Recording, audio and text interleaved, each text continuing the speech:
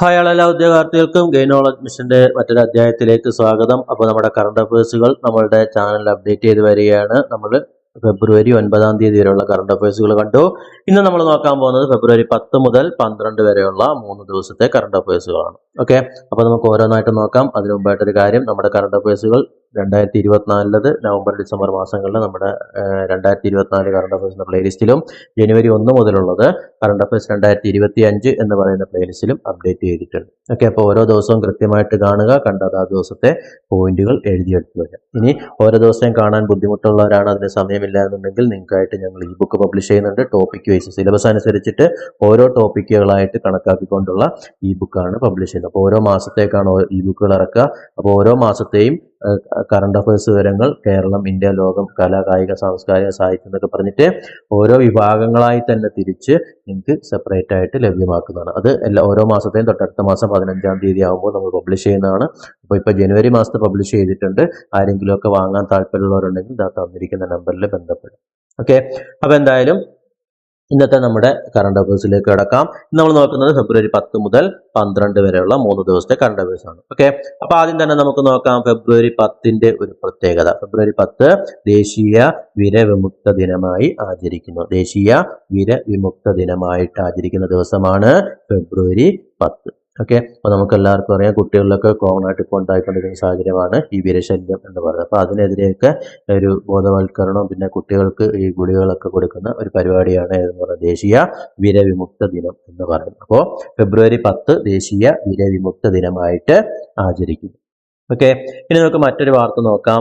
India Egypt സൈനിക അഭ്യാസം, സംയുക്ത സൈനിക അഭ്യാസത്തിന്റെ പേരാണ് സൈക്ലോൺ 2025. ഇത് ഫെബ്രുവരി 10 മുതൽ 23 വരെ രാജസ്ഥാനിലാണ് നടക്കാൻ പോകുന്നത്. അപ്പോൾ ഇന്ത്യ ഈജിപ്ത് സംയുക്ത സൈനിക അഭ്യാസമായ സൈക്ലോൺ 2025ന്റെ വേദി എന്ന് പറയുന്നത് രാജസ്ഥാനാണ്. അതായത് രാജസ്ഥാനിൽ വെച്ച് നടത്തുന്നത് എന്താണെന്ന് വെച്ചാൽ മരുഭൂമിയിലെ സാഹചര്യങ്ങളിൽ സേനകളുടെ പ്രവർത്തനക്ഷമതയൊക്കെ മെച്ചപ്പെടുത്താനും അവരുടെ ആ ഒരു കഴിവുകളൊക്കെ ഒന്ന് വളർത്തിയെടുക്കാനും അതുപോലെ ഇന്ത്യ ഈജിപ്ത് പ്രതിരോധ സഹകരണമൊക്കെ വർദ്ധിപ്പിക്കുക എന്നതൊക്കെ കൊണ്ടാണ് ഈ ഒരു അഭ്യാസത്തിന്റെ ലക്ഷ്യം എന്ന് പറയുന്നത്. അപ്പോൾ ഇന്ത്യ ഈജിപ്ത് സംയുക്ത സൈനിക അഭ്യാസമാണ് സൈക്ലോൺ 2025.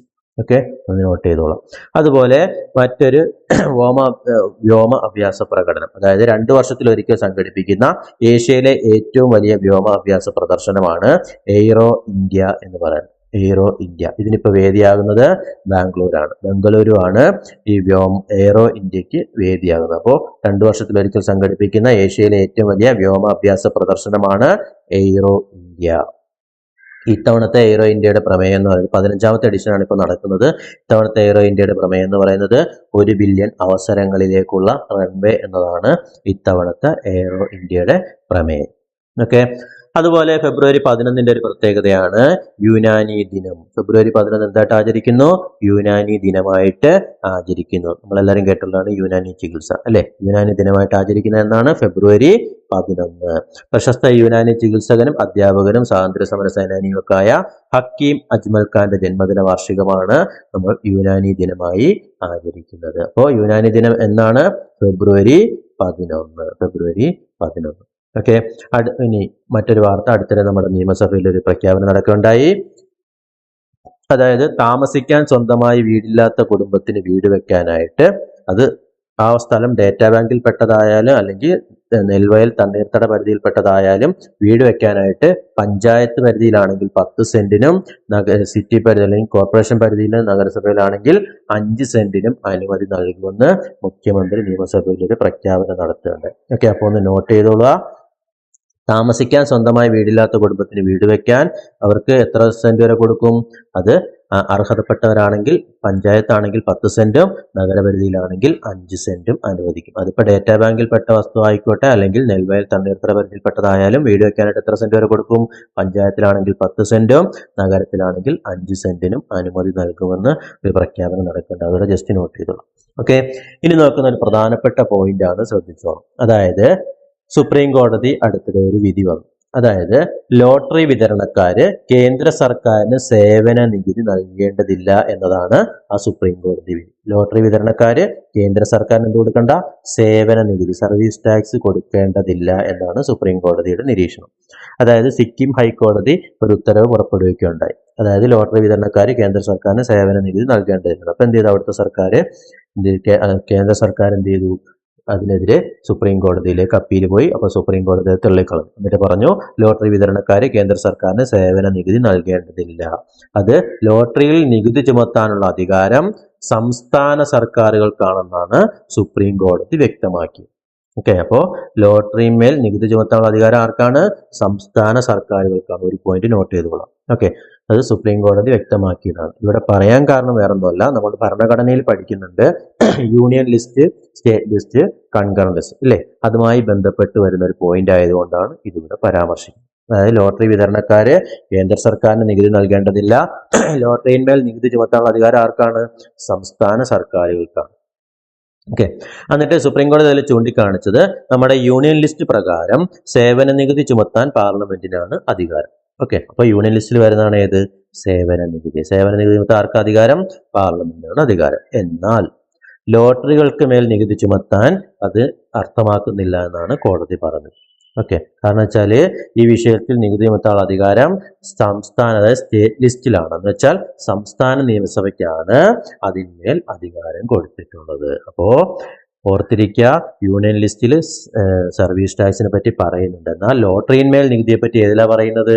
സ്റ്റേറ്റ് ലിസ്റ്റിലാണ് പറയുന്നത്. ആ ഒരു കാര്യം നിങ്ങൾ പ്രത്യേകം നോട്ട് ചെയ്തോളാം. ഓക്കെ, ഇപ്പൊ ഭരണഘടനയൊക്കെ പഠിക്കുമ്പോൾ അതിൽ പഠിക്കുന്നതാണ് യൂണിയൻ ലിസ്റ്റും സ്റ്റേറ്റ് ലിസ്റ്റും കൺകറന്റ് ലിസ്റ്റും ഒക്കെ. ജസ്റ്റ് കറണ്ട് അഫയേഴ്സ് പാർട്ടിൽ വന്നതുകൊണ്ട്, അപ്പൊ അടുത്തൊരു വിധി വന്നതുകൊണ്ട് എടുത്ത് പറഞ്ഞതാണ്, ഒന്ന് നോട്ട് ചെയ്തോളാം. അപ്പൊ ലോട്ടറി വിതരണക്കാർ കേന്ദ്ര സർക്കാരിന് സേവന നികുതി നൽകേണ്ടതില്ല. പിന്നെ ലോട്ടറിയിന്മേൽ നികുതി പിരിക്കാനുള്ള അവകാശം ആർക്കാണ്? സംസ്ഥാന സർക്കാരിനാണ്. അത് സ്റ്റേറ്റ് ലിസ്റ്റിലാണ് പറയുന്നത്. നിയമസഭയ്ക്കാണ് അതിനുള്ള അധികാരം എന്നാണ് കോടതിയുടെ നിരീക്ഷണം. ഓക്കെ, ഇനി അതുപോലെ നമ്മുടെ സാമ്പത്തിക മേഖല എന്നുള്ളൊരു വാർത്തയാണ്. നമ്മുടെ രാജ്യത്തെ ഡയറക്റ്റ് ടാക്സ്, അതായത് പ്രത്യക്ഷ നികുതി വരുമാനത്തിൽ 14.6% ഈ സാമ്പത്തിക വർഷത്തെ വളർച്ച എന്ന് പറയുന്നത്. അപ്പോൾ പ്രത്യക്ഷ നികുതി വരുമാനത്തിൽ എത്ര ശതമാനം വളർച്ച നേടി? 14.69%. പ്രത്യക്ഷ നികുതി എന്ന് പറയുമ്പോൾ ഡയറക്റ്റ് ടാക്സ്. ഇതിനകത്ത് ഏത് വരും? പ്രധാനമായിട്ടും വരുന്നത് നമ്മുടെ ഇൻകം ടാക്സ് ആണ്. ഓക്കെ, അപ്പോൾ CBDT, central board of direct tax ആണ് ഈ ഒരു കണക്ക് പുറത്തുവിട്ടത്. അപ്പോൾ 14.6% രാജ്യത്തെ പ്രത്യക്ഷ നികുതി വരുമാനത്തിലുള്ള വളർച്ച എന്ന് പറയുന്നത്. ഓക്കെ, ഇത് ഏകദേശം 17,78,000 കോടി രൂപയാണ് ഈ സാമ്പത്തിക വർഷം ഇൻകം ടാക്സ് വരുമാനത്തിൽ ലഭിച്ചത്. അതിൽ നമ്മുടെ പേഴ്സണൽ ഇൻകം ടാക്സ്, വ്യക്തികളിൽ നിന്നുള്ള ഇൻകം ടാക്സിൽ നിന്ന് ഏകദേശം 9,47,000 കോടി രൂപയും കോർപ്പറേറ്റ് നികുതി, അതായത് കമ്പനികളിൽ നിന്നൊക്കെയുള്ള നികുതി ഇനത്തിൽ 7,00,000 അത്രയും രൂപയും അധികം, 7,00,000 അത്രയും കോടി രൂപയും അധികം ലഭിച്ചിട്ടുണ്ട്. ഓക്കെ, അപ്പോൾ നമ്മളിപ്പോൾ കണ്ട കാര്യം ഇത്രയേ ഉള്ളൂ. പ്രത്യക്ഷ നികുതി വരുമാനത്തിൽ എത്ര ശതമാനമാണ് ഈ വർഷത്തെ സാമ്പത്തിക വളർച്ച? 14.69% വളർച്ച രേഖപ്പെടുത്തിയിരിക്കുന്നത്. ഓക്കെ, ആ കണക്കൊന്ന് നോട്ട് ചെയ്തോളൂ. അതുപോലെ മറ്റൊരു വാർത്ത, കൊൽക്കട്ടയിലെ വില്യം ഫോർട്ട് ഇല്ലേ, നമ്മൾ ചരിത്രത്തിന്റെ ഭാഗമായി പഠിക്കുന്നതാണ്. കൊൽക്കട്ടയിലെ വില്യം ഫോർട്ടിന്റെ പുതിയ പേരാണ് വിജയ് ദുർഗ്. വില്യം ഫോർട്ടിന്റെ പേരെന്താക്കി മാറ്റി? വിജയ് ദുർഗ് എന്നാക്കി മാറ്റി. അപ്പോൾ കൊൽക്കട്ടയിലെ വില്യം ഫോർട്ടിന്റെ പുതിയ പേരാണ് വിജയ് ദുർഗ്. ഓക്കെ, ഇനി അതുപോലെ നമ്മുടെ പൊതുഭരണവുമായി ബന്ധപ്പെട്ട ഒരു സമ്മേളനം, അതായത് international institute of administrative science, IIAS എന്ന് പറയും. ഇവരും department of administrative reforms and public grievances, DARPG എന്ന് പറയും. ഈ രണ്ട് സ്ഥാപനങ്ങളോട് ചേർന്ന് നടത്തുന്ന ഒരു സമ്മേളനത്തിന് ഇത്തവണ വേദിയാകുന്നത് ഇന്ത്യയാണ്. അതായത് IIAS സമ്മേളനത്തിന് ആതിഥേയത്വം വഹിക്കുന്ന ആദ്യ ദക്ഷിണേന്ത്യ രാജ്യമാണ് ഇന്ത്യ എന്ന് പറയുന്നത്. ഓക്കെ, അപ്പൊ ഈ IIAS DARPG എന്ന് പറയുന്നത് പൊതുഭരണം, പിന്നെ നയരൂപീകരണം, ഈ വിഷയങ്ങളിലൊക്കെ നൂതന ആശയങ്ങളൊക്കെ ചർച്ച ചെയ്യാനും പര്യവേഷണം ചെയ്യാനും ഒക്കെ ഉള്ള ഒരു സമ്മേളനമാണ് എന്ന് പറയുന്നത് IIASന്റെ ഇപ്പോൾ നടക്കുന്ന ആ ഒരു സമ്മേളനം എന്ന് പറയുന്നത്. അപ്പൊ ഇത് നടത്തുന്ന IIASഉം DARPGയും കൂടെ ചേർന്നാണ്. ഇതിൽ ഏകദേശം 55 രാജ്യങ്ങളിൽ നിന്നുള്ള പ്രതിനിധികളൊക്കെ പങ്കെടുക്കുന്നുണ്ട്. അപ്പോൾ പൊതുഭരണത്തെക്കുറിച്ചുള്ള സമ്മേളനമാണ് എന്ന് പറയുന്നത് IIAS സമ്മേളനം എന്ന് പറയുന്നത്. അപ്പൊ ഇതിന് ഇത്തവണ ആതിഥേയത്വം വഹിച്ചത് ഇന്ത്യയാണ്. ഇതിന് ആതിഥേയത്വം വഹിക്കുന്ന ആദ്യത്തെ ദക്ഷിണേഷ്യൻ രാജ്യവും ഏതാണ്? ഇന്ത്യയാണ്. ഓക്കെ, അപ്പോൾ IIASന്റെ ഫുൾ ഫോം ഒന്ന് പഠിച്ചു വെക്കുക, international institute of administrative sciences. Okay, ഇനി അതുപോലെ നമ്മുടെ വിഴിഞ്ഞം തുറമുഖത്തിന് ശേഷം കേരളത്തിലെ രണ്ടാമത്തെ വലിയ തുറമുഖമാകാൻ പോകുന്ന ഒരെണ്ണമാണ് പൊഴിയൂർ മത്സ്യബന്ധന തുറമുഖം. തിരുവനന്തപുരം ജില്ലയിലെ പൊഴിയൂരിലാണ് ഇനി നമ്മുടെ രണ്ടാമത്തെ വലിയ തുറമുഖം വരാൻ പോകുന്നത്. ഓക്കെ, അപ്പോൾ വിഴിഞ്ഞം തുറമുഖത്തിന് ശേഷം കേരളത്തിൽ വരാൻ പോകുന്ന രണ്ടാമത്തെ വലിയ തുറമുഖമാണേത്? പൊഴിയൂർ മത്സ്യബന്ധന തുറമുഖം. അപ്പൊ ഈ പൊഴിയൂരിന്റെ പ്രത്യേകത എന്ന് പറയുന്നത് ഏത് കാലാവസ്ഥയിലും വള്ളമിറക്കാൻ കഴിയുന്ന ഒരു ആധുനിക മത്സ്യബന്ധന തുറമുഖമായിട്ടാണ് ഈ പൊഴിയൂരിനെ വളർത്തിയെടുക്കാൻ പോകുന്നത്. ആ ഒരു അഡ്വാൻറ്റേജ് മുന്നിൽ കണ്ടുകൊണ്ടാണ് അവിടെ തന്നെ ഒരു തുറമുഖം വരാൻ വേണ്ടി പോകുന്നത്. അപ്പോൾ കേരളത്തിലെ രണ്ടാമത്തെ വലിയ മത്സ്യബന്ധന തുറമുഖം വരാൻ പോകുന്നത് എവിടെയാണ്? പൊഴിയൂരിലാണ്. പൊഴിയൂർ, തിരുവനന്തപുരം ജില്ലയിലെ പൊഴിയൂരാണ്. ഓക്കെ, നോട്ട് ചെയ്തോളാം. നമ്മുടെ മത്സ്യബന്ധന മേഖലയ്ക്ക് നമ്മുടെ പരീക്ഷയിൽ ഇപ്പോൾ വലിയ പ്രാധാന്യം കണ്ടുവരുന്നുണ്ട്. ഓക്കെ, അതുപോലെ മറ്റൊരു കാര്യം, പാമ്പ് കടിയേറ്റ് മരിച്ചവരുടെ ബന്ധുക്കൾക്ക് സംസ്ഥാന ദുരന്ത പ്രതികരണ ഫണ്ടിൽ നിന്ന് ലഭിക്കുന്ന നഷ്ടപരിഹാര തുക എന്ന് പറയുന്നത് 4 ലക്ഷം രൂപയാണ്. ഓക്കെ, അപ്പോൾ അത് അടുത്തിടെ തീരുമാനിച്ചതാണ്. ഈ പാമ്പ് കടിയേറ്റ് മരിച്ചവരുടെ ബന്ധുക്കൾക്ക് സംസ്ഥാന ദുരന്ത പ്രതികരണ ഫണ്ടിൽ നിന്ന് എത്ര രൂപ കൊടുക്കുന്നുണ്ട്? 4 ലക്ഷം രൂപ നഷ്ടപരിഹാര തുകയായിട്ട് കൊടുക്കുന്നു. ഓക്കെ, അപ്പോൾ ഇത്രയും കാര്യങ്ങളാണ് ഈ ദിവസങ്ങളിലായിട്ട് നമുക്ക് കാണാവുന്നത്. ഓക്കെ, അപ്പോൾ എപ്പോഴും പറയാറുള്ള പോലെ കൃത്യമായിട്ട് നോട്ട് ചെയ്ത് പഠിക്കുക.